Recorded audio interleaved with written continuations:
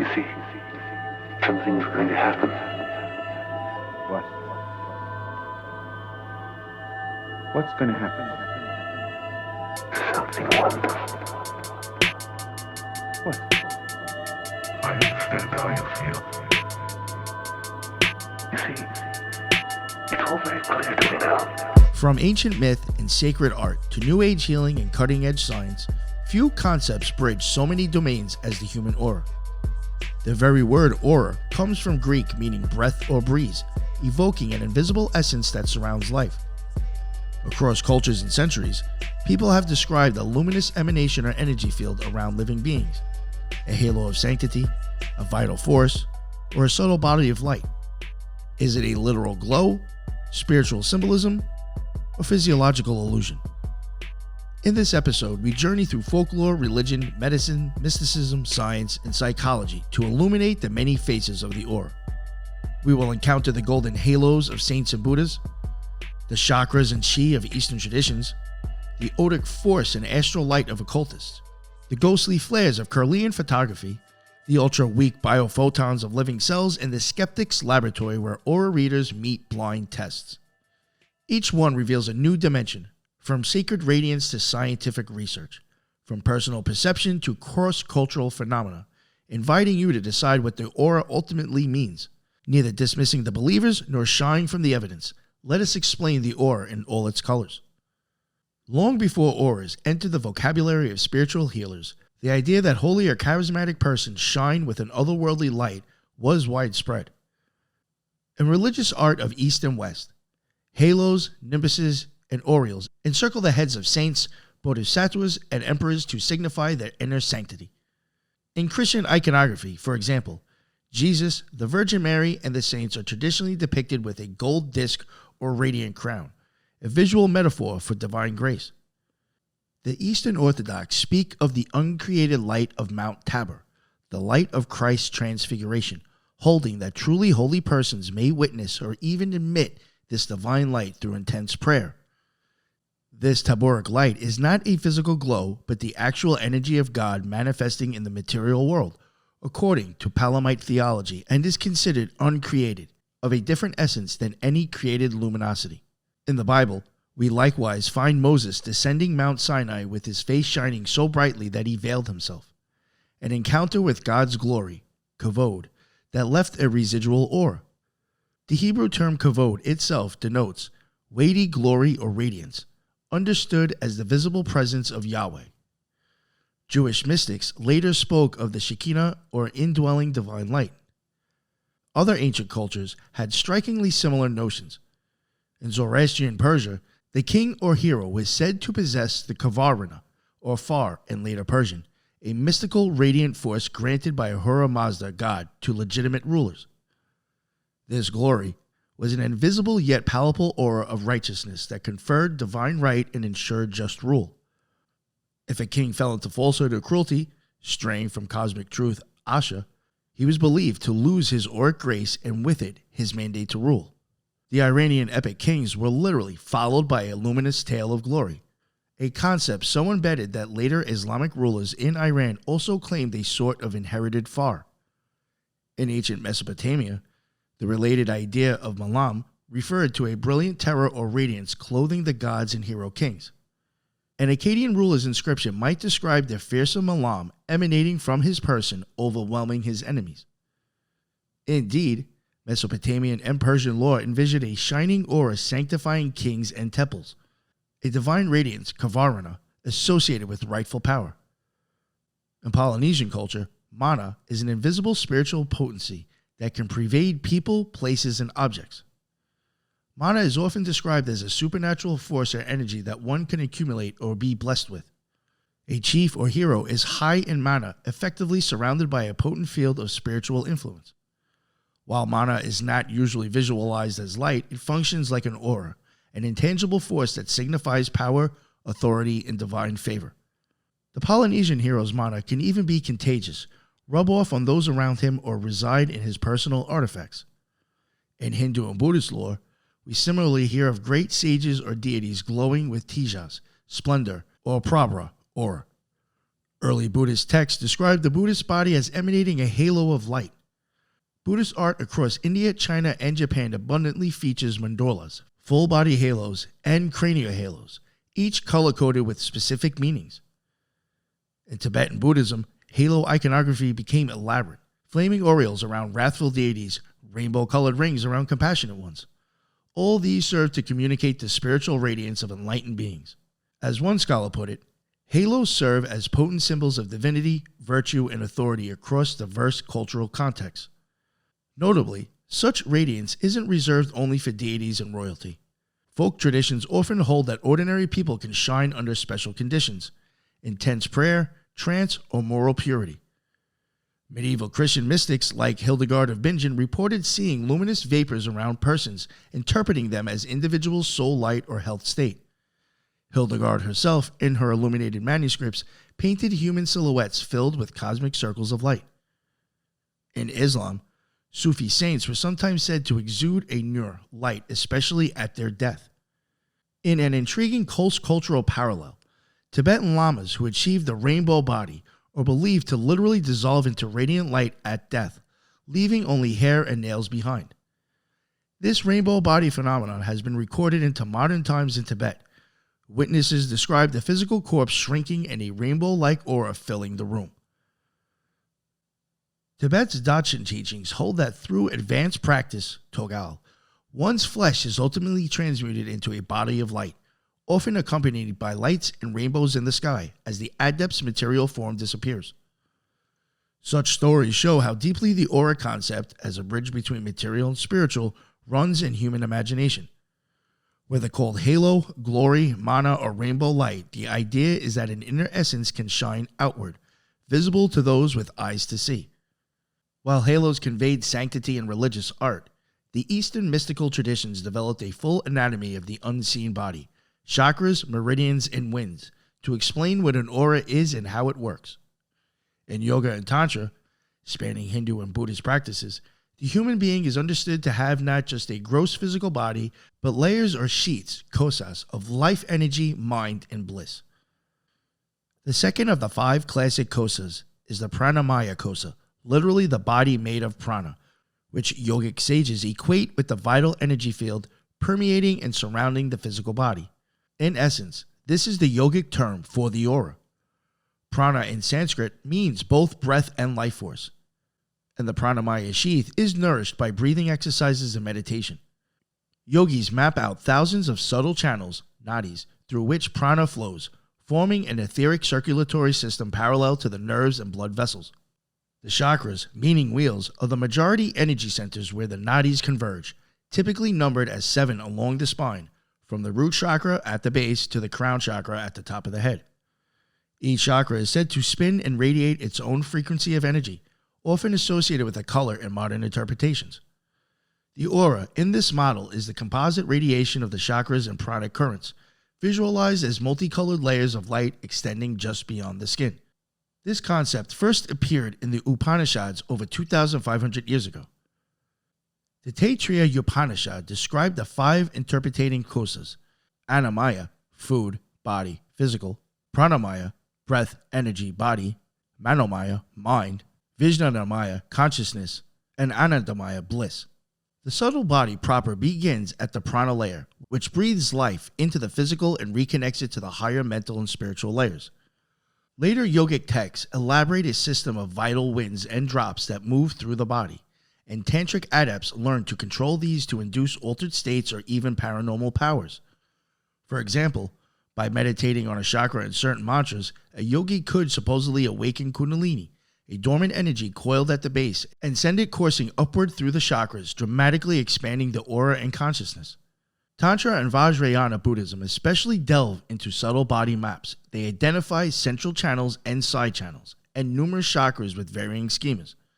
Some texts list 5, 6, or 8 chakras instead of 7. Despite differences, all agree that mastering the flow of subtle energy leads to extraordinary spiritual attainments, essentially by refining the aura or energy body. In Tibetan Dajen, for instance, there is a talk of luminous channels in the heart and skull that, when purified, cause the practitioner's body to emit light and ultimately achieve the rainbow body. It's important to note that traditional texts did not use the English word aura. They spoke of prana, tejas, ojas, etc., and luminous halos in religious imagery. The explicit idea of a colored human aura owes as much to modern syncretism as to ancient doctrine. However, these Eastern concepts provided a ready framework when Western esotericists and later New Age writers tried to explain aura seeing. They borrowed the chakra scheme and kosha layers heavily. Yogis themselves do describe experiences of seeing light.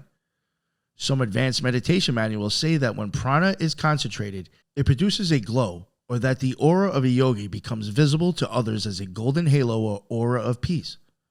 In Buddhist Jataka tales, the Buddha's previous births are often recognized by an aura around him. Even in China and Japan, a long-standing belief holds that great spiritual cultivators can develop a bright qi field visible as light. For example, Qigong masters are sometimes depicted with a radiant qi energy enveloping their body, and some practitioners claim to see a qi aura around their teachers. Thus, through chakras and prana, Hindu and Buddhist traditions articulated an anatomy of the aura, giving later generations a rich terminology for the subtle body. Modern yogis will casually refer to cleansing their aura or aligning their chakras, concepts rooted in these ancient teachings.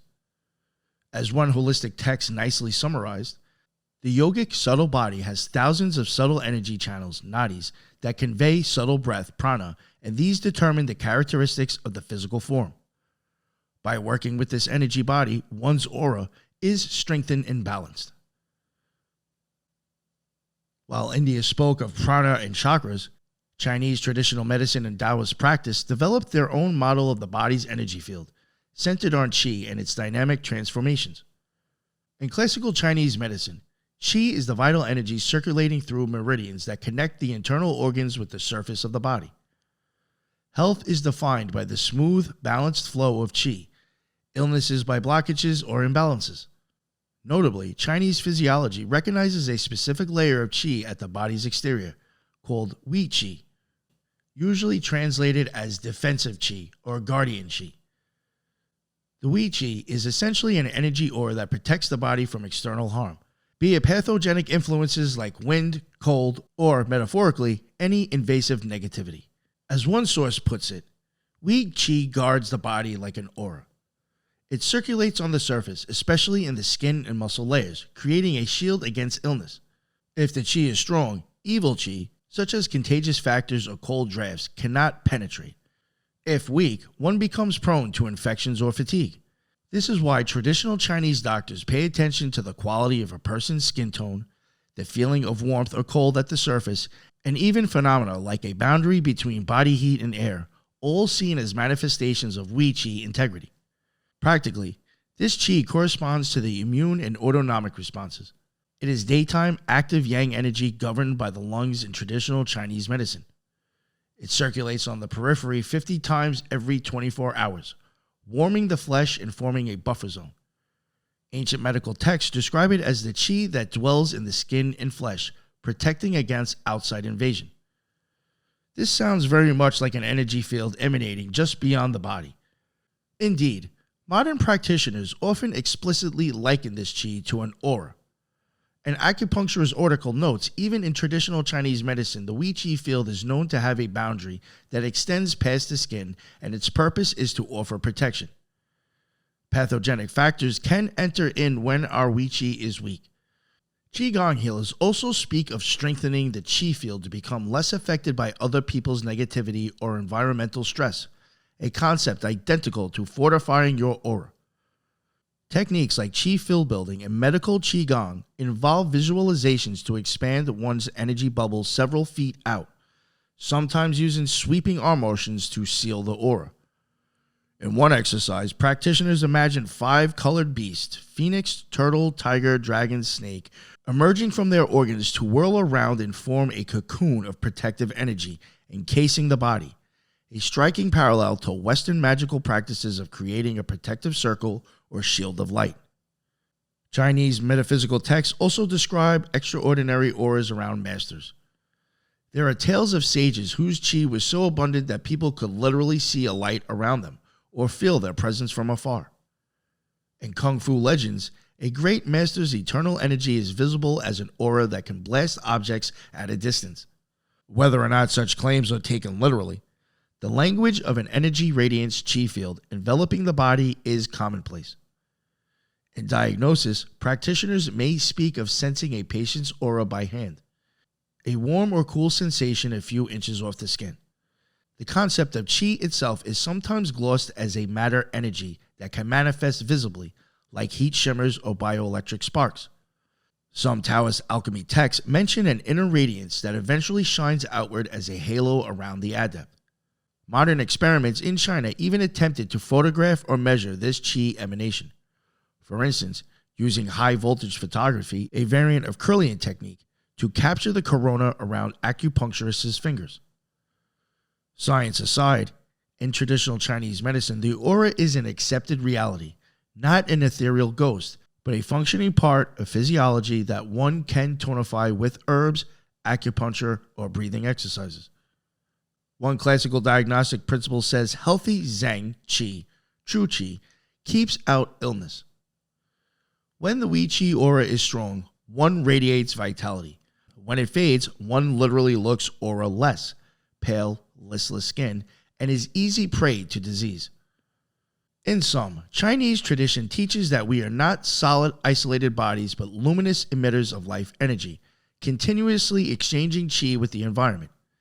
The aura is simply the name for the outermost dynamic layer of this energy, our first line of defense and connection to the world. By the 18th and 19th centuries, as the Age of Enlightenment science blossomed in Europe, an unlikely fusion emerged. Occultists and some scientists began searching for a hidden energy that animates living things, essentially a physical explanation for the aura. In the 1700s, German physician Franz Anton Mesmer captured public imagination with his theory of animal magnetism. Mesmer proposed that a universal magnetic fluid permeates all organisms and can be manipulated for healing. He believed disease was due to blockages in this invisible fluid and that by moving his hands near a patient making mesmeric passes could restore the harmonious flow. Mesmer's dramatic cures and hypnotic seances in the salons of Paris led to the term mesmerize. He spoke of an animal aura or fluid emanating from healer and patient, linking it explicitly to the concept of an energy field enveloping the body. As one theosophical glossary later summarized, Mesmer's fundamental idea was that there resides in a man a power, an otic force or nerve energy, which can be projected by the will and directed to heal or harm. All people possess this in varying degree. In short, Mesmer rebranded the old age aura in quasi-scientific terms, sparking both scientific investigations and a paranormal subculture of trance healers. Following Mesmer, others attempted to find or measure this life energy. Around the 1840s, Baron Karl von Reichenbach, a distinguished chemist, conducted extensive experiments with sensitives, physically sensitive individuals, in dark rooms. He claimed to have discovered a new force which he named the Otic Force, after Odin, a vitalist energy akin to electricity or magnetism that emanated from magnets, crystals, sunlight, and notably the human body. Reichenbach's sensitives reported seeing colored lights around the poles of magnets, around certain chemicals, and around the fingertips and heads of human subjects in total darkness. For instance, they described a pale flame-like aura extending from the body, with different colors, blue, red, and etc., depending on various factors. Reichenbach noted parallels to the Asian ideas of prana and chi, but he emphasized that otic force was not exactly like breath. He thought it was related to electromagnetism, perhaps what we'd call electromagnetic field of the body. He documented that only about 1/3 of people could see these aura-like emissions, and only after long dark adaptation, hours in a pitch-black room. Despite his meticulous approach, mainstream science was not convinced. Critics labeled otic force as unfalsifiable or the product of imagination.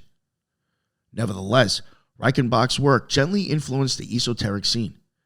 Believers in otic force said it was visible in total darkness as colored auras surrounding living things, resembling the Asian concepts prana and chi. Albeit constructed as a biomagnetic field, this was essentially the 19th century attempt to put aura on a scientific footing. In parallel, spiritualism was surging, with trance mediums, clairvoyants, and aura readers becoming popular. Many mediums describe seeing lights around people or spirits, calling it the person's magnetic aura. Theosophy, an esoteric philosophy founded by Helena Blavatsky in 1875, synthesized Eastern ideas with Western occultism and gave us much of the modern aura vocabulary. Blavatsky wrote in Isis Unveiled and other works that what Reichenbach observed as the Odic light was indeed the astral light of the Kabbalists, a universal ethereal substance that records all events, a concept akin to the Akashic records. She distinguished between the auric fluid, the actual emanation of vital atoms and energy from the body, and the auric light, its astral reflection. According to Blavatsky, the auric light, or that which Reichenbach calls Ode, a light that surrounds every animate and inanimate object in nature, is the astral reflection emanating from objects, its colors denoting the qualities and characteristics of each. This remarkable statement essentially asserts that everything has an aura, even inanimate matter, but the human aura is the most complex and brightly colored, reflecting our emotional and moral nature. Theosophical authors like C.W. Leadbeater and Annie Besant then elaborated a detailed doctrine of the human aura. Leadbeater's 1902 book, Man, Visible and Invisible, contained color plates of the aura in various emotional states: murky reds for anger, flashes of scarlet for sudden shame, clear greens for sympathy, blue for devotion, and so on, with illustration of chakra energy vortices in vibrant hues. They describe the aura as consisting of multiple layers or bodies interpenetrating one another. The etheric double, a pale bluish energy matrix exactly coincident with the physical body. The etheric double, a pale bluish energy matrix exactly coincident with the physical body. The astral body, emotional aura usually shown as extending a few feet out and full of swirling clouds of color that change with mood. The mental body, more refined aura of thought, often depicted as a bright yellow radiance around the head for intellectual activity, and higher spiritual layers. These ideas were borrowed by Eastern Sutratma, life thread concepts, but adapted. Theosophists insisted that trained clairvoyants could objectively see these auric layers. For example, Annie Besant and Leadbeater in their 1905 book, Thought Forms, not only claimed to perceive thought auras, but even attempted to categorize the forms and colors that different thoughts produce in the aura. A loving thought, they said, produces a pink cloud, a sudden fear, a gray explosion, spiritual aspiration, a blue cone, and so on, in effect creating a color language of the aura. By the early 20th century, Western occultists treated the aura as a given. Organizations like the Rosicrucians and very metaphysical schools taught exercises to strengthen one's aura, like visualization of a protective white light or egg around the body. The aura also entered popular culture. Early psychic researchers photographed mediums during seances and reported strange mists or lights on the plates, though many such photos were later debunked as tricks or double exposures. Notably, Rudolf Steiner, who founded anthroposophy, also spoke of auras. He described children and animals having pre-colored auras and taught that education and art could uplift the aura of the soul. By 1911, Dr. Walter J. Kilner, a British physician, even tried to medicalize aura reading using tinted screens to view patients' energy fields. We'll talk about that later on. Thus, in the span of 100-odd years, the aura went from a mystical religious symbol to a subject of quasi-scientific inquiry and an explicit focus of Western esoteric practices. The Theosophical Society and its offshoots get a lot of credit for its diffusion. They built a bridge between East and West, introducing terms like chakra and kama rupa, desire body, into Western occult language and solidifying the notion of the aura as a layered, colored field that reveals character. Later New Age writers, like Barbara Brennan, author of Hands of Light, drew on this theosophical framework, describing the aura in 7 layers corresponding to health, motions, mind, and so on. In short, the Western esoteric tradition by the 20th century treated the aura as an objective reality, electromagnetic, psycho-spiritual emanation that could potentially be photographed, measured, and utilized, anticipating what technology and science might attempt. The desire to see the aura with one's own eyes, or at least with cameras, led to some ingenious experiments over the past century. An early attempt came from Dr. Walter John Kilner, an electrotherapy physician at St. Thomas Hospital in London. In 1911, Kilner published The Human Atmosphere, one of the first Western medical studies of the aura. Rather than relying on clairvoyance, Kilner wanted a device to make the aura visible to ordinary sight. He devised viewing screens and goggles treated with a coal tar dye called dicyanin, a substance that filters out much of the visible spectrum. By peering through dicyanin screens in dim light, Kilner reported that most people could eventually discern a faint emanation around the human body. He distinguished 3 zones: a dark layer hugging the skin, the etheric double, about 1/8 of an inch thick, a more luminous inner aura following the body's contours, about 1 inch thick, and a delicate outer aura extending several inches outward with a hazy boundary. In healthy individuals, he said the aura was uniform and very fine, whereas in the sick it appeared dull, contracted, or with gaps. Kilner even claimed different illnesses produce specific auric abnormalities, suggesting a diagnostic application. For example, he observed that the aura of a paralyzed limb was shrunken compared to the healthy side, or that emotional upset caused temporary flares of auric intensity. Kilner's work caused a minor sensation. Here was a respectable doctor suggesting the human energy field is real and visible. He hypothesized the aura was likely ultraviolet radiation, just beyond normal vision, and he noted that the dicyanin dye might work by sensitizing the eyes to UV. Although staring through the dye for long periods made his eyes ache, and he warned others not to overdo it, with practice he could dispense with the apparatus and still perceive the aura dimly. In 1920, he even published a revised edition retitled The Human Aura. His findings dovetailed curiously with the theosophical teachings of the time, and indeed theosophist authors eagerly cited Kilner as scientific validation. However, Kilner himself tried to distance his research from spiritualism. He focused on medical and physiological aspects. Unfortunately, follow-up studies were not kind. The British Medical Journal in 1912 reported failing to reproduce Kilner's results and concluded his aura might be a mix of after images and optical effects. Over time, Kilner's aura screens fell into obscurity. Nonetheless, Kilner had established a template, using technology to bring the aura from subjective vision to objective record. Enter photography. As early as the 1860s, after ordinary cameras were invented, experimenters wondered if a camera could detect the life force glow that clairvoyance spoke of. If a psychic can see these energies, why can't a camera? That challenge launched what came to be known as effluvia photography, photographing emanations. An Austrian scientist, Baron Karl von Reichenbach, mentioned earlier, actually tried to photograph odic light but wasn't successful. A few decades later, 2 French researchers, Hippolyte Baraduc and Louis Darget, conducted bold experiments. They pressed their foreheads or hands onto photographic plates in the dark, willing their vital fluid to imprint. Amazingly, they obtained blurry cloud-like images which they believed were direct images of thoughts or vitality. Baraduc published photos of fluidic emanations from a person feeling love versus anger, and even an image he claimed was the departing soul of his dying wife, a hazy vortex on a photo plate. Today we might attribute such images to static electricity, heat, or chemical fogging of the plates, but at the time, these were taken as groundbreaking evidence of an invisible energy body. These early efforts paved the way for the most famous aura photography discovery, Kirlian photography.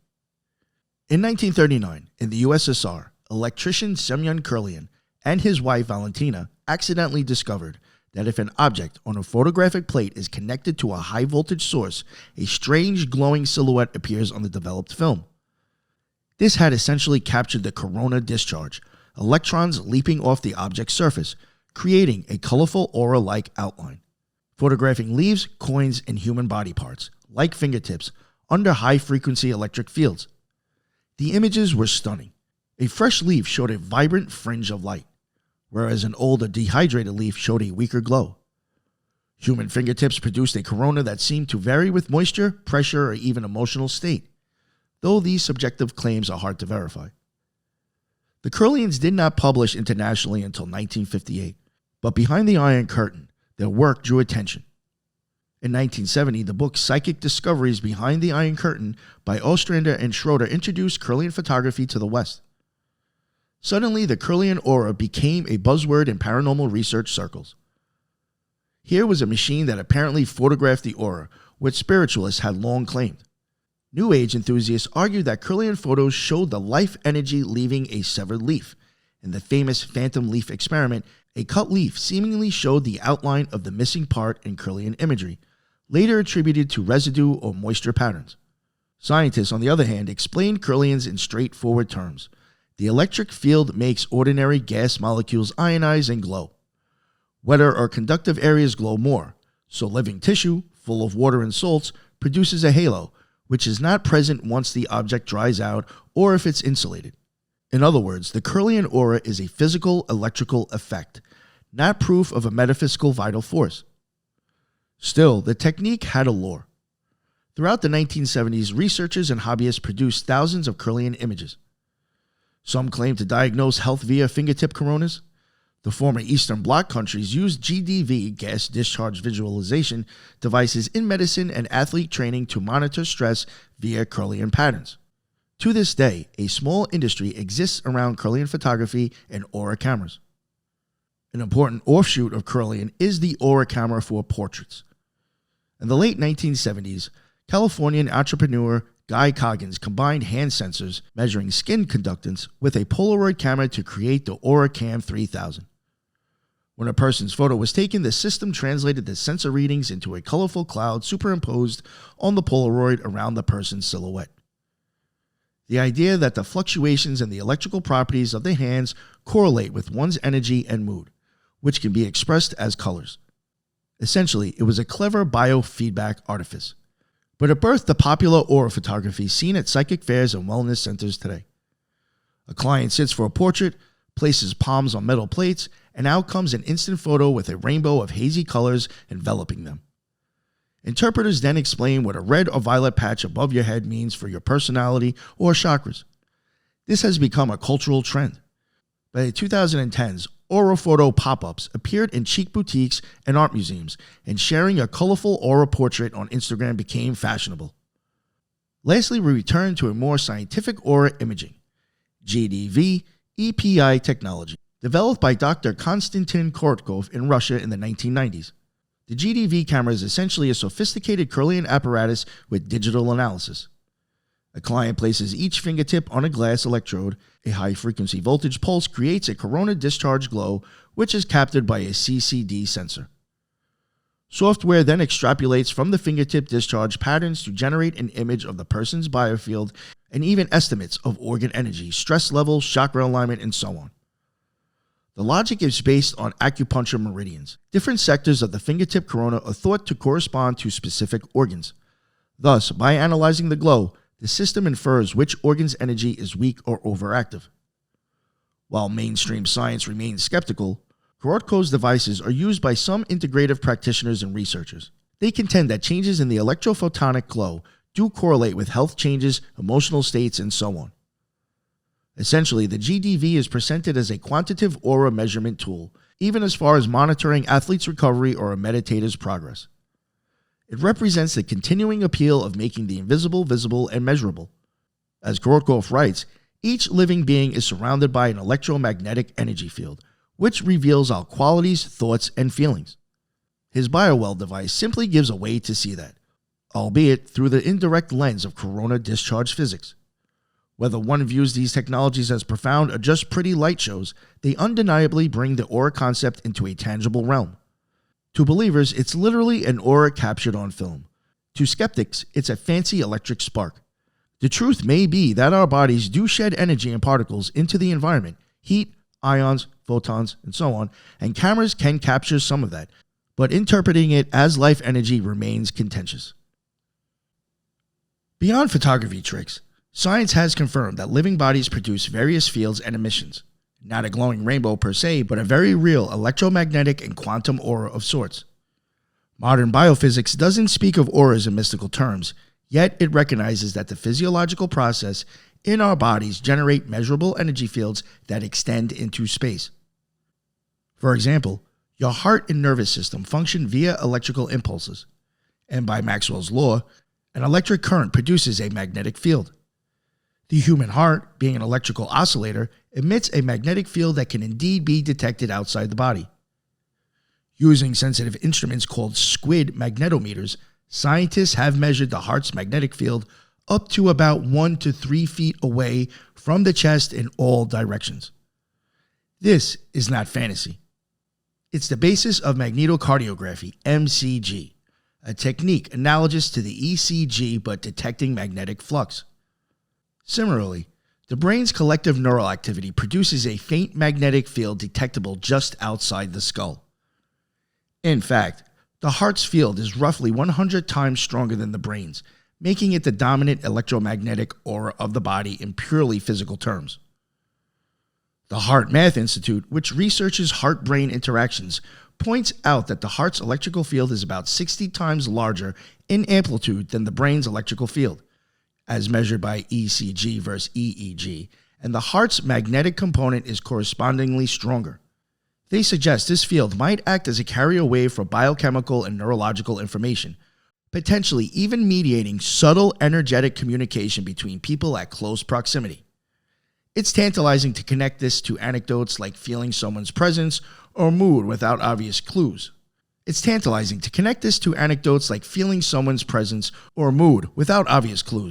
Perhaps our nervous systems are sensitive to each other's field at an unconscious level.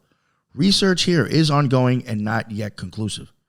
Apart from electromagnetism, our bodies also emit light. Yes, faint biophotons in the optical range. In recent years, ultra-sensitive photomultiplier experiments have confirmed that all living cells produce a very low level of photoemission, on the order of a few dozen photons per second per square centimeter of skin. In total darkness, cameras can capture an extremely dim glow from a human body. In 2009, Japanese scientists even photographed volunteers in a dark room with CCD cameras over hours and found a subtle human body glow that fluctuates with the metabolic cycle, strongest in the late afternoon and around the face. These biophotons are thought to originate from reactive oxygen in cells and other metabolic processes. Though weak, they might carry biological signals. Some speculative theories suggest cells use biophoton flashes for communication. A 2025 study at University of Calgary made headlines for showing that the biophoton emission of organisms drop off rapidly at death. Mice were monitored before and after cardiac arrest, and their tiny light output, which is normally present during life, quickly dimmed upon death. This suggests the phenomenon is truly tied to living metabolism, not an artifact. As one of the researchers said, the fact that ultra-weak photon emissions is a real thing is undeniable at this point. It comes from all living things. To the poetic mind, this is almost like saying science has proven that living creatures glow, albeit invisibly.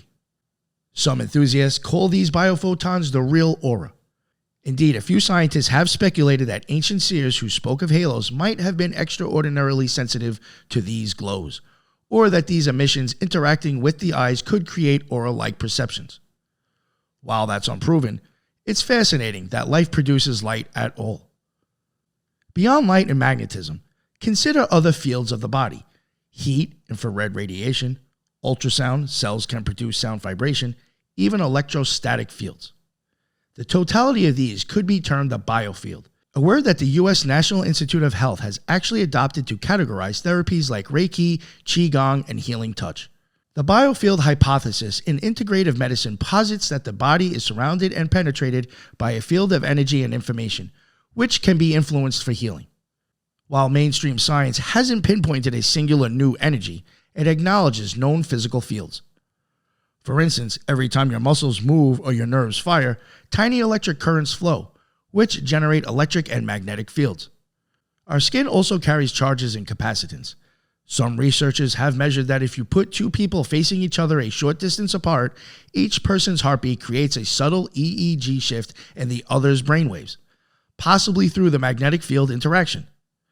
This raises the intriguing possibility that interpersonal aura effects, like good vibes or feeling uneasy around somebody, could have a real biophysical component.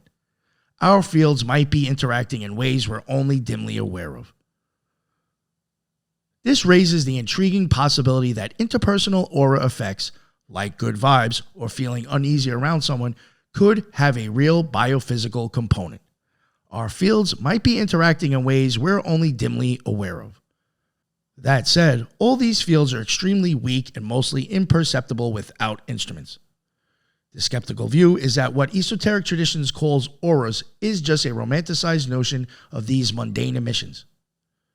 Yes, we have a heat aura, seen with infrared cameras, an electrical aura, seen with EEG or ECG machines, and a photon aura, seen with photomultipliers. But none of these are colorful, conscious, or diagnostic of moral character in any scientific sense. They are byproducts of chemistry and physics. Nevertheless, they could underlie some aura reports.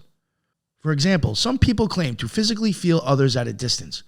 Perhaps some are especially sensitive to subtle temperature changes or magnetic variations. The fields of bioelectromagnetics study how weak electromagnetic fields affect biology. And while results are mixed, it's not impossible that humans evolve slight awareness of each other's EM fields, like how some animals sense magnetic orientation. Also, electroencephalographs show that the brain is an electrical organ. Could a discharge of emotion create an outward field pulse that another's nervous system faintly registers? These are open questions. From a biophysical perspective, nothing so far confirms a structured, multicolored aura as physics describe. However, research into ultra-weak photo emission is ongoing, and some have even posited that coherent biophoton fields might act like a holographic aura around the body. For instance, biophysicist Fritz Albert Popp suggested that DNA emits photons that regulate cellular processes, forming a light field that could extend externally. Others have measured high-frequency electrical oscillations on acupuncture points, speculating that meridians might correspond to electrical conductance pathways, again tying into an electrical aura. As fringe as some of this sounds, it's notable that mainstream medicine already uses electromagnetic fields for diagnostics. MRI, EEG, MEG, effectively reading the aura for medical information. When a cardiologist does an ECG, they are detecting your heart's electrical aura via electrodes on the skin. Even something as simple as using a thermal camera to find inflammation is reading an aspect of the aura, the heat pattern. So in a sense, science has validated that the body emanates fields that reflect its inner state, just not in the mystical visual form that aura viewers claim. One of the most compelling overlaps of science and aura is the case of Kirlian's and GDV mentioned earlier. While skeptics attribute Kirlian images purely to physical factors, sweat, pressure, voltage, some controlled studies found that stress or meditation can alter the area and fractal dimension of one's fingertip corona. Could emotional energy modulate one's electrophotonic output? Possibly, via changing skin moisture or hormone levels. This is a frontier area. If future research solidifies such links, then measuring a person's EM emissions might indeed give insight into their bioenergetic state, essentially a scientific aura reading. In summary, modern biophysics acknowledge a complex biofield around living organisms, composed of thermal, electromagnetic, and photonic signals, which can be measured and even imaged with technology. While this biofield is not the same as the clairvoyance aura of swirling colors, it could well be the substrate that inspired the aura concept in the first place. The body is not a closed system. It constantly interacts with and broadcasts into the environment in a silent symphony of waves and particles. That hum of life may be what our ancestors intuitively mythologized as the radiant aura. In today's metaphysical and wellness communities, the aura has become a household concept, a linchpin of New Age spirituality and holistic health practices. Walk into a mind, body, spirit bookstore or wellness center, and you'll find aura cleansing sprays, chakra balancing sessions, aura reading psychic services, and books charting the meanings of every aura color. This modern aura lore is a direct inheritance of theosophy and spiritualism, filtered through the human potential movement of the 1960s to 70s. During the 70s New Age boom, interest in personal energy fields resurfaced big time. Practices like Reiki, therapeutic touch, and healing touch emerged, where practitioners claim to sense and adjust the client's aura or biofield. A Reiki healer, for example, might slowly move their hands a few inches above your body, smoothing out or plucking away disturbances in your aura. The idea is that by channeling universal life energy through their palms into your field, they bolster your energy and facilitate healing. This is essentially a modern replay of Mesmer's magnetic passes, but framed in Eastern cosmology. Reiki comes from Japan, evoking the concept of chi. Many nurses and massage therapists incorporate these techniques, referring to chakra balancing or auric clearing. Even hospitals have offered healing touch as a complementary therapy, with patients reporting subjective benefits, though clinical evidence is limited. Aura reading has also become a popular intuitive art. Psychic readers often advertise that they can see the colors of your aura and give life guidance based on it. A typical aura reading might go, "I see a lot of blue around you. You must be very communicative or seeking peace. There's some muddy orange near your solar plexus, perhaps indicating stress or creative blockage." These interpretations are not standardized but generally follow a loose consensus derived from earlier aura literature. Blue equals spiritual or calm, green equals healing or growth, red equals passion or anger, yellow equals intellect or optimism, violet equals mystical or imaginative, black or gray patches equal pain or negativity, and so on. Clients often find these readings insightful or validating, though skeptics note they're often generalized personality readings. Some individuals train themselves using exercises from books on seeing auras, like gazing at a person against a neutral background until a faint outline or color is perceived, taking advantages of after images and peripheral vision sensitivity. Whether one truly taps into a paranormal sense or merely optical illusion, the experience can be compelling. New Age workshops will encourage you to practice, saying everyone has this latent ability to see auras if they develop their third eye. In the wellness realm, the aura is treated as an extension of the self that needs care, just like the body. So we see offerings like aura detox, auric protection rituals, and products like crystals or essential oils meant to raise your vibration. For instance, one might use sage smudging or sound bowls to clear one's aura of stagnant energy.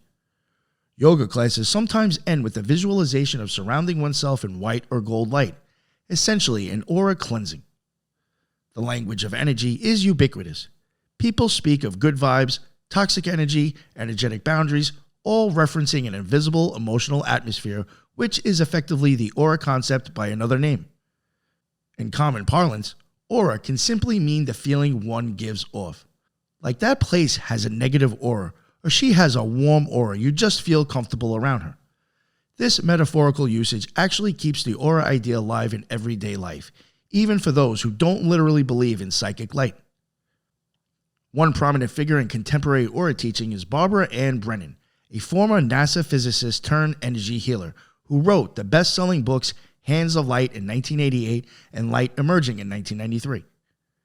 Brennan claims clairvoyant vision of auras and lays out a detailed model of the human energy field, describing it has 7 layers corresponding to physical, emotional, mental, and spiritual aspects. She even draws diagrams of these layers: the etheric blue grid structure duplicating the body, the emotional body, rainbow-colored clouds extending a few inches, the mental body, yellow aura around head and shoulders, the astral body, rose-colored amorphous cloud for heart energy, and higher template and casual bodies reaching out several feet. Brennan's work basically translated theosophical aura concepts into a modern therapeutic context, and it has been hugely influential in New Age circles. Her books are standard text for many healing schools. As Brennan notes, many systems exist to describe the aura, but they generally agree on the concept of multiple auric layers and chakras as energy organs. A host of other authors, often self-professed psychics, have their own spins. For example, Rosalind Bruyère's Wheel of Light or Ted Andrews' How to See and Read the Aura. Yet they are remarkably consonant in treating the aura as a source of information about one's well-being. By examining aura colors or shapes, an intuitive might detect illnesses before symptoms manifest, or identify emotional traumas stored in certain areas of the field. This blending of aura belief with wellness sometimes reaches into unexpected places. Even corporate or self-help coaching may use terms like energy and vibration to encourage personal change. Raise your vibration to attract what you want. It's essentially secularized aura talk. Meanwhile, platforms like Goop, Gwyneth Paltrow's lifestyle brand, have featured aura photographers and energy healers, further mainstreaming it. At an experiential level, many individuals claim that aura and chakra practices generally help them, whether through the power of suggestion, meditation effects, or actual energy shifts. For example, one Oprah magazine editor recounts undergoing an aura cleansing session. The healer used shamanic breathwork, crystals on each chakra, and physical body scrubs to clear stagnant energies. The editor noted feeling so much lighter, freed from negative energy afterward. The healer explained that as an empath, she could read the information from the electromagnetic field around the body and that the client's stress was showing up as a blockage in certain chakras. This exemplifies how modern practitioners seamlessly mix scientific jargon, electromagnetic field, with spiritual concepts, empathic reading, stagnant energy. To an outside observer, the outcome of such a session might be attributed to relaxation, placebo, or the therapeutic ritual, but to the participants, it validates the reality of the aura. The client's subjective feeling of heaviness, leaving, and mood lifting is taken as evidence that something in the energy field was indeed cleansed. Over time, personal anecdotes acclimate into a kind of shared truth in the wellness community. Auras are real, sensitive people can feel or see them, and tending to your aura is a part of holistic self-care. Of course, critics are quick to point out that many aura readers and healers use a lot of generalities and Barnum statements. Who doesn't have some stress in their solar plexus these days? And there have been cases of clear charlatanism, like charging hundreds of dollars for aura surgery that removes fictitious implants. Nonetheless, the aura concept itself is not inherently about scams. For most practitioners, it's a sincere framework to articulate feelings and intuition about the client that might otherwise be hard to quantify. For instance, a skilled therapist might sense a client's anxiety before it's spoken. In aura terms, they might say they see gray clouds in the client's field. Whether that is a literal perception or a metaphor, it opens a conversation for healing. The aura has found new life in discussion of vibes and personal space. Psychologists might talk about emotional contagion, how one person's mood spreads to another, which the spiritually inclined rephrase as negative aura or energy vampires, people who drain your aura. Even dating apps and business coaches talk about energy, advising people to project a confident energy or avoid those with bad energy. In sum, the aura as a concept has permeated contemporary spirituality and pop culture, evolving far beyond its religious art origins. It serves as a useful way to visualize and discuss the invisible aspects of ourselves, mood, health, intention, and how those aspects might extend beyond our skin to affect others. In the New Age view, we are not isolated material beings, but radiant, energetic beings consistently interacting. Taking care of one's aura through meditation, smudging, prayer, and so on is as important as taking care of one's body. This holistic outlook, while not experimentally verified in all claims, provides meaning and a sense of agency to many. Whether or not a Kirlian photograph truly shows your soul, the process of imagining an aura of loving light around oneself can be profoundly calming and empowering, a psychological reality, if not a physical one. Amid the many spiritual interpretations, there's another perspective to consider. Auras might sometimes be in the eye or brain of the beholder. Human perception is notoriously fallible and subject to interpretation. Neurologists and psychologists have long studied how the brain can create sensations of light, color, and even presence that have no external source. These could account for some aura experiences. For example, migraine sufferers often see what is clinically termed an aura before the headache onset. Typically a scintillating scotoma, a jagged, shimmering crescent of light that expands across the visual field. This is caused by a wave of cortical spreading depression in the visual cortex, not by any mystical energy. It's interesting that the medical community co-opted the term aura for these pre-migraine symptoms, perhaps because they resemble a halo or shimmer. A migraine visual aura can look like zigzag neon lights or kaleidoscopic patterns, and for someone who doesn't know the medical context, it's easy to imagine how historically one might have thought they were seeing some spiritual light.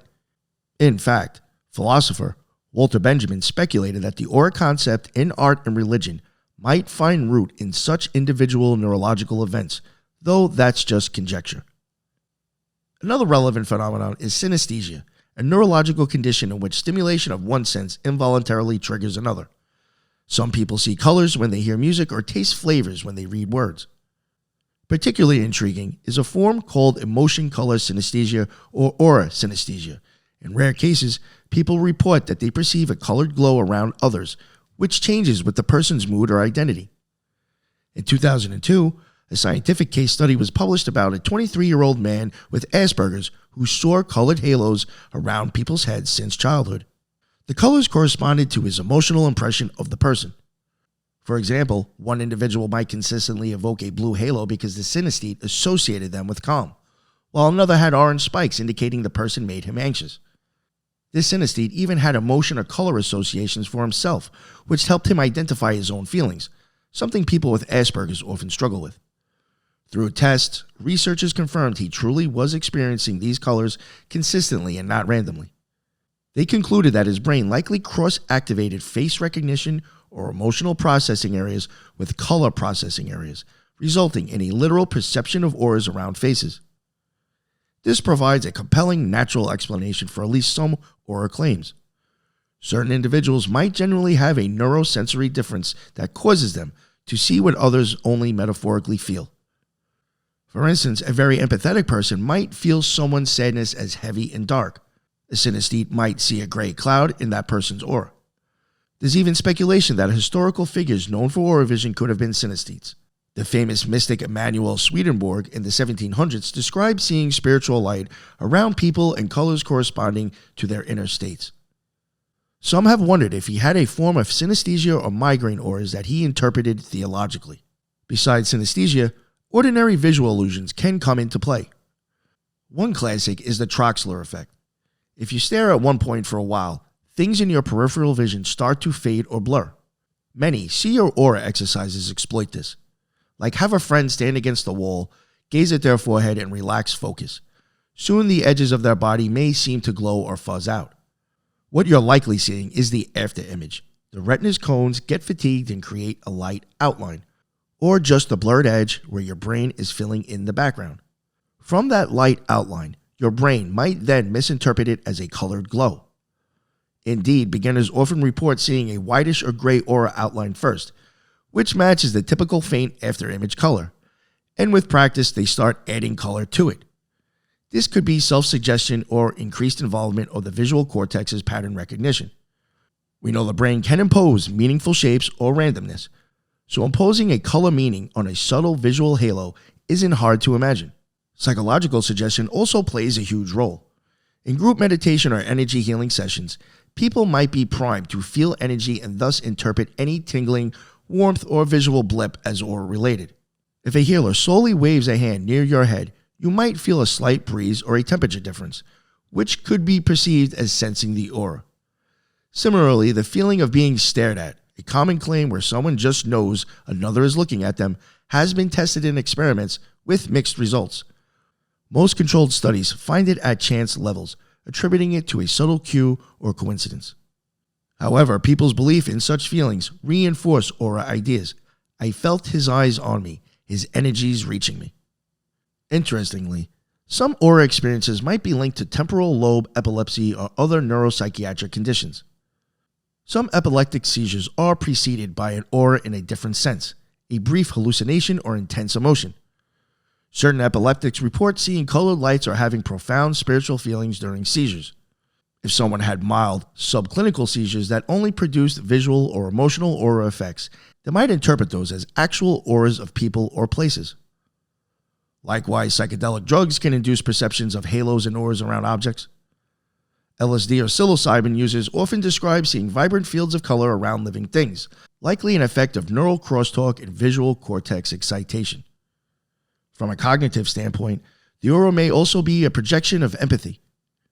We constantly read body language, facial micro-expressions, posture, pupil dilation, and so on, to gauge other emotions. Usually, this is subconscious, a gut feeling. Those adept at this might externalize it as, I see a dark cloud around him when someone is depressed, a metaphorical aura that feels real. The notion of reading someone's energy could just be heightened sensitivity to subtle cues combined with intuition.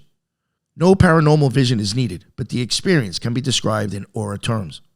Lastly, consider after-image and retinal fatigue.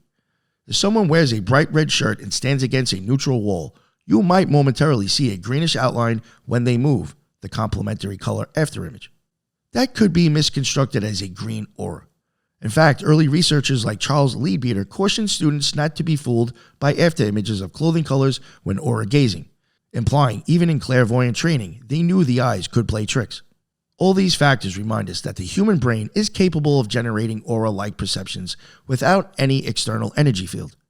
This doesn't necessarily mean all aura sightings are false. It means any claim of aura perception must account for these natural mechanisms. Scientific skepticism of auras often highlights this.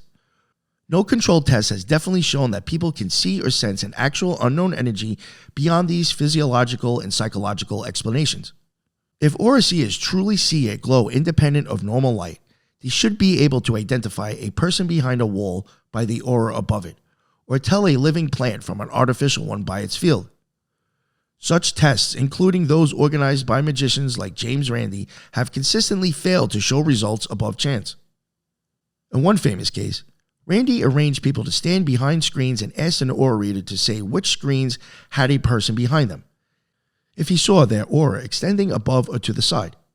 The aura reader could not perform better than random guessing. This suggests that whatever he normally sees as an aura disappears with such controls, hinting it might rely on seeing the person's physical presence and perhaps subconsciously reading cues rather than an independent aura. Another test involved therapeutic touch practitioners who claimed to feel the human energy with their hands.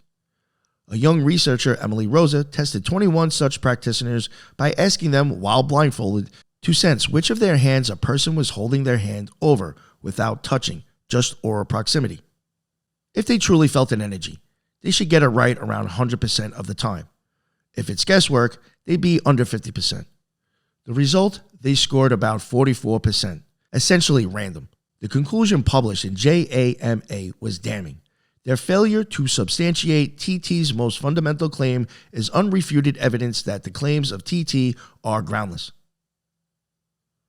For skeptics, these experiments show that when you strip away visual cues and expectations, people cannot detect an aura or energy field consistently. The aura, they argue, is a mix of optical effect, subjective judgment, and confirmation bias. Yet interestingly, even some skeptics acknowledge the experience of aura perception to be genuine to the perceiver. It just originates within the brain. This crosses into the philosophical, if you see a glowing blue light around someone due to synesthesia, is that not real? It's a real perception, neuroscience can even map it in the brain scans, but it's not a real blue light in objective space. Thus, one could say auras are real phenomena in human experience, but not necessarily real electromagnetic emissions visible to others or cameras under controlled conditions. From the neuropsychological perspective, a possible synthesis emerges. Perhaps historically a small number of people with synesthesia or certain neurological quirks literally saw colors around others and became the first aura seers or healers. Their genuine, if rare ability became embedded in spiritual traditions. Others without that ability either took it on faith or learned techniques to induce quasi-hallucinatory aura visions through trance, fatigue, or suggestion. Over time, the aura lore grew. Meanwhile, what they were keying into was often real aspects of the person, their mood, vitality, but perceived through an altered sensory filter. Modern science simply frames that differently. Reading subtle cues and possibly picking up chemical signals, like pheromones or thermal signatures, could give an intuitive sense that one then visualizes symbolically as an aura. In conclusion, the psychological view doesn't negate the aura. It relocates it from the outer world to the inner mind. The aura one sees could be an image created by the brain to represent information it has subconsciously gathered about a person's state. It's like an overlay generated by our social brain. When someone says, "I see you're angry, you're radiating red," they might literally see red, or just metaphorically, but either way, their brain has picked up anger. This approach fosters empathy for why aura belief persists. It's describing something subjectively real, even if not a separate energy field. And it gently cautions that we must tease apart what is subjective impression versus objective phenomenon. The aura inhabits that ambiguous borderline between what we feel and what we measure. To truly appreciate the aura concept, one must view it as a universal human idea wearing different cultural garments. We've touched on many traditions already. Now let's draw them together and add a few more fascinating threads from around the globe. The Egyptians didn't explicitly talk of auras, but their art and texts indicate a belief in an emanating life force. Pharaohs were often depicted with a serpent or sun disk above their head, symbols of vital power bestowed by the gods. The Ka was one aspect of the soul, often shown as a ghostly twin of a person. In some depictions, the Ka is like a haloed second form. When the god Amun-Re emerges with the king is shown surrounded by sun rays. One might say the pharaoh's aura was the solar radiance of divinity.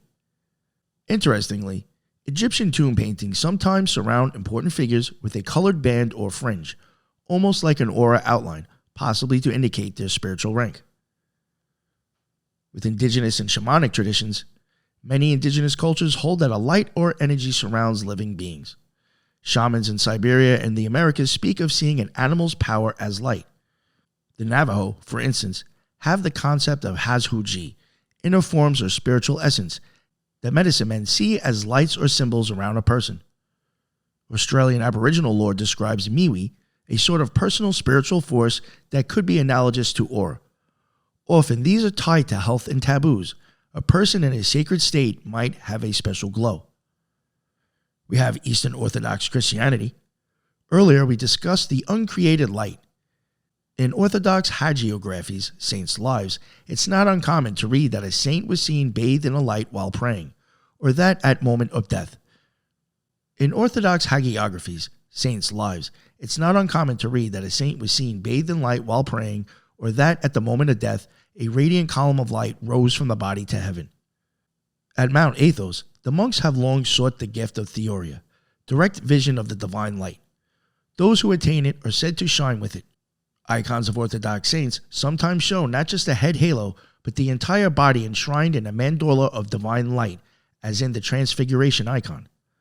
The theology behind it is that the saint, through theosis, union with God, participates in God's energies, the uncreated light, and this can even transfigure their physical flesh, reminiscent of how Moses' face shone or how Jesus glowed on Tabor.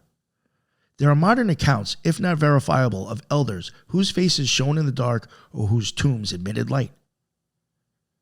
Then with Sufism and Islamic tradition, while Orthodox Islam doesn't emphasize visual halos and in fact bans portraying the Prophet's face, often replacing it with a flame halo in art, Sufi mystics talk about anwar, lights, seen during spiritual visions.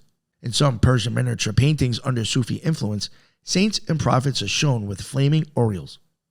The Prophet Muhammad, in certain descriptions, was said to have a special light emanating from him, not visible to all, but perceived by the insightful.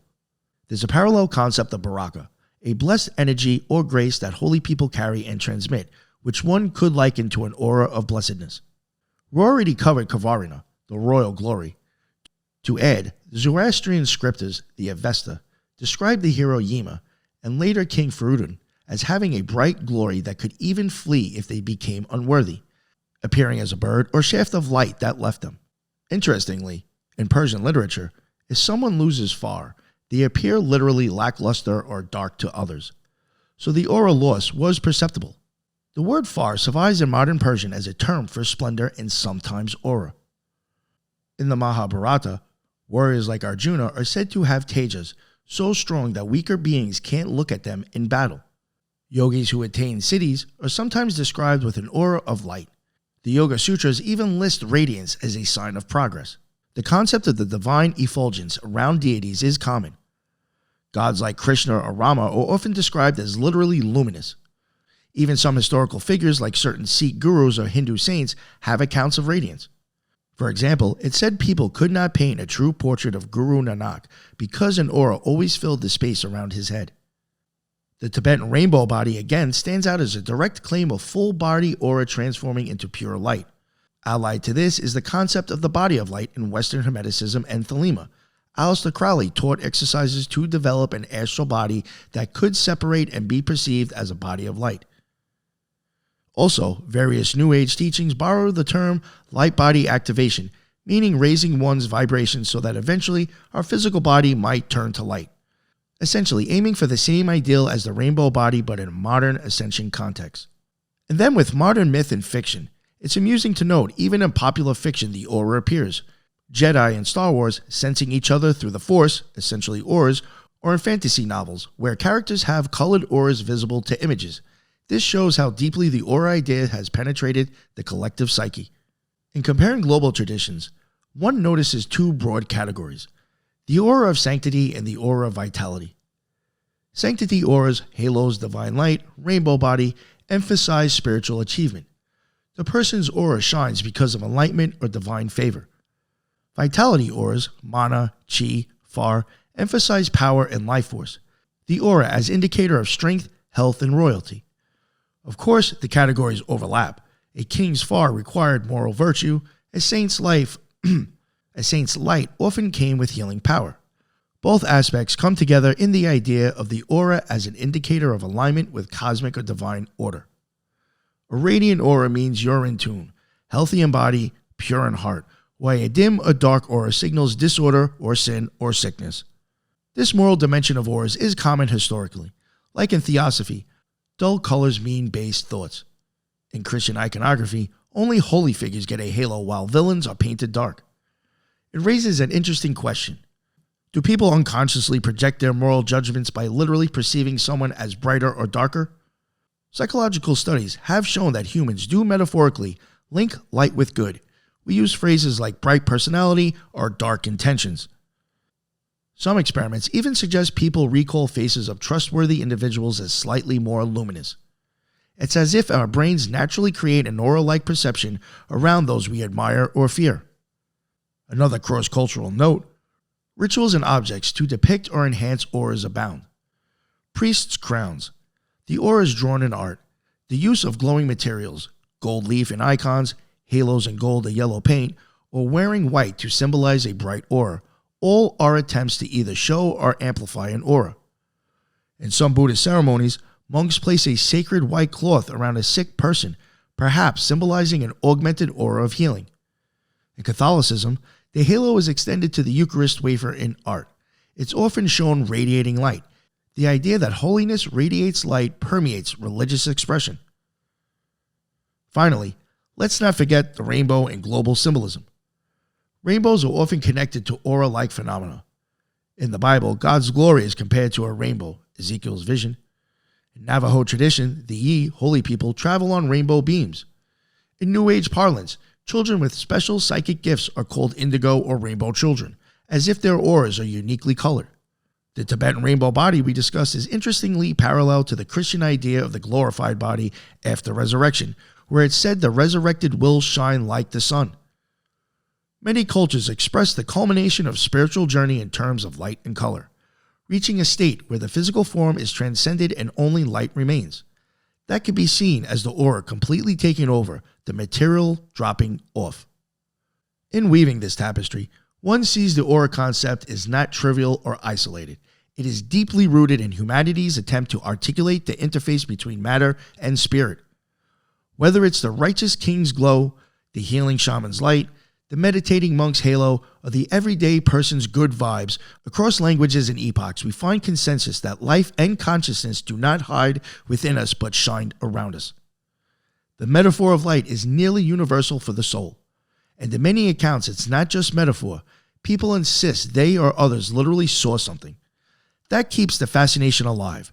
Perhaps, just perhaps, there is a common truth behind all these. That the aura in some form exists and different cultures have touched the elephant from different sides. Given the rich history and widespread belief in auras, scientists and skeptics have naturally been driven to answer, is there something there to be measured or observed under controlled conditions? The story of scientific attempts to validate or debunk the aura is itself fascinating and, so far, largely negative in outcome for aura proponents. We have already countered such attempts, Kilner, Kirlian, and Korokov. Here we focus on direct tests of human aura perception and the scrutiny of aura reading claims. One straightforward experimental design is to test aura readers on tasks where normal sensory information is removed. As mentioned, James Randi and other investigators have repeatedly done this. A typical protocol, an aura reader claims that they can see a glowing outline around the person. So people stand behind opaque partitions so that only their aura above the partition, if it exists, would be visible. The reader is asked to say which partitions have a person behind them and which are empty. Time after time, self-professed aura seers have failed these tests. They performed no better than chance, indicating they were guessing. If someone could really see a human energy field extending a foot above a head, a simple test like this should be easy. The failure suggests that when the actual person is hidden, whatever cues the aura reader was using, perhaps subtle motions, sound, or even psychological sense, disappear. A psychic named Osawaiki was tested by scientist Julian Ochowowicz with an electrometer. Osawaiki claimed to emit a psychic force from his hands. The device did register some anomalies when he concentrated, but it turned out he was unconsciously moving his fingers, muscular micro movements, not an independent aura.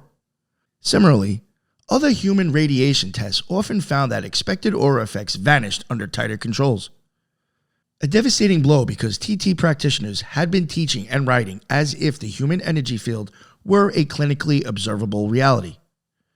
When a 9-year-old student showed that none of them could actually feel an unseen hand reliably, it undercut the field's credibility. Published in 1988 in the Journal of American Medical Association, this study concluded the claims of TT are groundless and further professional use is unjustified. TT organizations disputed the findings but did not provide compelling counter-evidence. It stands as a cautionary tale. Just because numerous people believe they sense an aura doesn't make it objectively true. Human senses are easily fooled, and expectation can create strong subjective conviction. Controlled tests of psychics who see aura colors are harder to design, but some have tried reading aura photography or matching people to their photographed aura. Those too have shown results consistent with guessing. Another interesting approach: if aura seers are consistent, 2 independent seers should report similar readings for the same person. Yet when comparisons are made, the correlation is often low, suggesting a high degree of subjectivity. There have also been double-blind studies on Kirlian photography as a diagnostic tool. For example, experiments where doctors tried to identify which Kirlian fingertip photos belong to patients with certain diseases versus healthy controls. Most results show it's not reliably better than chance. Kirlian images do vary with factors like moisture and pressure, but not uniquely with specific diseases. So the initial excitement of Kirlian as the aura camera that can see illness waned. Skeptical investigators like Joe Nickel, Paul Kurtz, and others have frequently debunked aura reading demonstrations. In one case, a woman claiming to see a blue aura around everyone's head was tested by asking her to tell whether a person was present or not behind a curtain, similar to Randy's test. She failed and admitted she didn't know why her ability vanished then.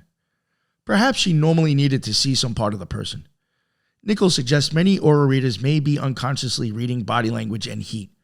Examples: a flush of the skin might be interpreted as a red aura of anger, and so on. If the whole person is obscured, that information is gone. However, not all tests have been utterly negative. Some parapsychology experiments report small effects. For instance, a few energy healing studies claim slight but statistically significant changes in things like seed germination or cell structures when healers send energy, which would imply something emanated from their aura or hands.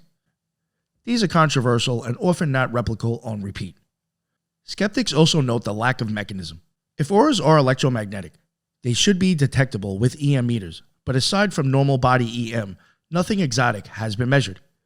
If they are some unknown quantum field, then how do psychics see them as colors? Presumably via normal photons entering the eye, meaning the aura must emit or reflect photons in visible range. But careful photographic tests in various lighting haven't caught any mysterious glow. In one fun expert, a psychic was asked to identify the color of an aura around a black background versus a white background, to test if after images were the cause. Results suggested she was influenced by background contrast. One might ask, could some people have the ability, like synesthesia, and others not? Thus, mass testing fails because not everyone can see auras. Possibly. But those who volunteer for tests are usually ones confident in their supposed ability. The fact they flop under conditions that remove bias implies that, at least in those cases, the ability wasn't real or wasn't what they thought. Even so, science being open-minded means the door isn't completely shut. Researchers in frontier fields like biofield science strive to develop better instruments to measure subtle outputs. Some are exploring gas sensors to detect if a healer's presence changes the air ionization around a person, perhaps not light aura, but an ion aura. Others use GDV devices and try to correlate readings with stress biomarkers. While mainstream science might view it all as chasing phantoms, the pursuit continues in some corners. Many who believe in auras argue that science, as currently conceived, might not capture them because it demands repeatability and physicality, whereas aura interactions might be subjective or influenced by consciousness. This veers into metaphysics. Like the aura might be a manifestation on an astral plane only visible to consciousness, not to machines. From a strict scientific perspective, that makes it non-falsifiable and thus outside science's scope.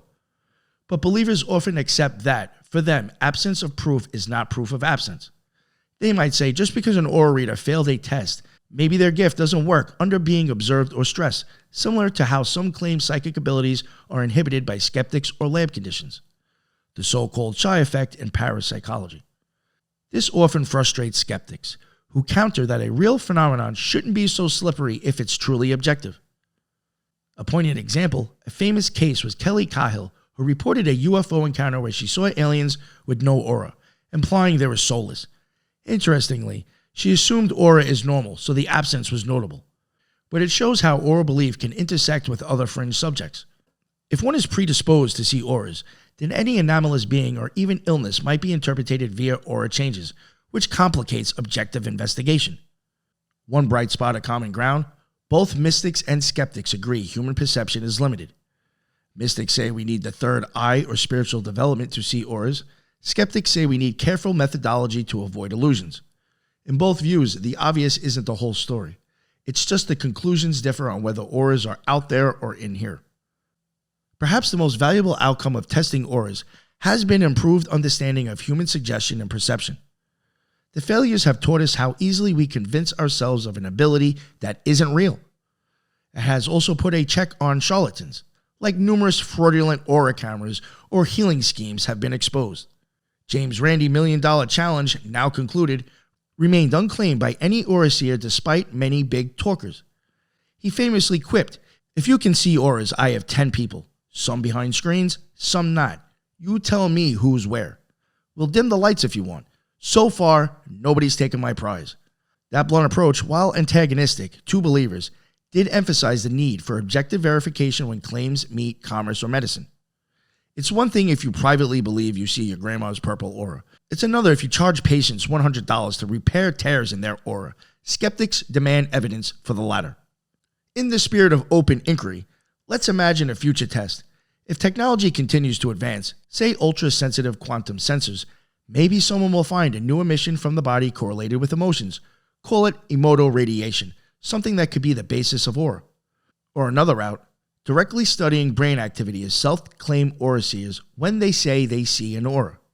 If neuroimaging shows their visual cortex lighting up in color processing areas when looking at someone, even though there's no color there, that's essentially a synesthetic aura detection, a neurological reality. Such a study could validate that they experience something even if external cameras don't. This would put aura seers in the same category as synesthetes who taste shapes, a neat brain wiring, not a new force, but still intriguing. A neat brain wiring, not a new force, but still intriguing. To end this section, it's clear that scientific skepticism has not found empirical support for auras as an objective energy field detectable by others or instruments. However, it has helped refine our understanding of how aura-like experiences can rise from natural causes. And crucially, it doesn't erase the meaningfulness those experiences have to people. The challenge remains to communicate that one can cherish the feeling of a loving golden aura around one's child. For example, while knowing scientifically it might be one's own perception and not a literal glow. Science asks, can we measure it? Can others see it under conditions X, Y, and Z? If not, it withholds acceptance. Spiritual experience says, I see it or feel it, and that's enough for me. The dialogue between the two is ongoing, ensuring that our exploration of the aura, that age-old symbol of life radiance, stays intellectually honest and endlessly fascinating. In this journey, through halos and chakras, chi and synesthesia, Kirlian cameras, and skeptical inquiries, we've seen the aura concept illuminated from many angles. To some, auras are among the great mysteries of life and cannot be completely logically defined. A quote from a modern aura reader that captures the sense of aura as an ineffable human experience. To others, auras are an age-old illusion finally dispelled by science, or at best a poetic way to describe mood and presence. Between those poles lies a spectrum of interpretations, the aura as a psychological reality, as a spiritual metaphor, as an electromagnetic phenomenon, as a cultural archetype. What is undeniable is the enduring appeal of the aura. We intuitively resonate with the idea that there is more to a person than meets the eye. a kind of luminous signature of who they are. Perhaps it is an emergent property of complex biology, perhaps an imagined projection of our social brains, or perhaps a genuine subtle energy that future science will uncover. Each tradition we explored adds a piece to the puzzle: the holiness that shines, the vitality that glows, the emotions that color our presence, the possibility that our bodies are not self-contained but glimmer at the edges with connection to others, to the cosmos, and to the divine. In a way, the study of auras is the study of how humans seek to see the invisible. Whether through art, ritual, or instrument, we continually externalize the inner light. In doing so, we give form to the formless, be it a halo of gold leaf or a graph of biophoton counts. We started with breath, aura as breeze, and end with light. Intriguingly, both breath and light are motifs of life across cultures. The aura marries them, an ether that moves like breath yet shines like light. It is a poetic encapsulation of the life force. Even if one remains skeptical of literal aura energies, the metaphor is powerful. Treating each other as if we have sacred light around us, imagine the effect on compassion. Many energy healers say the specifics don't matter as much as the intention, to recognize that something beyond the physical is at play in healing and connection. In that sense, the aura concept encourages a holistic, empathetic outlook.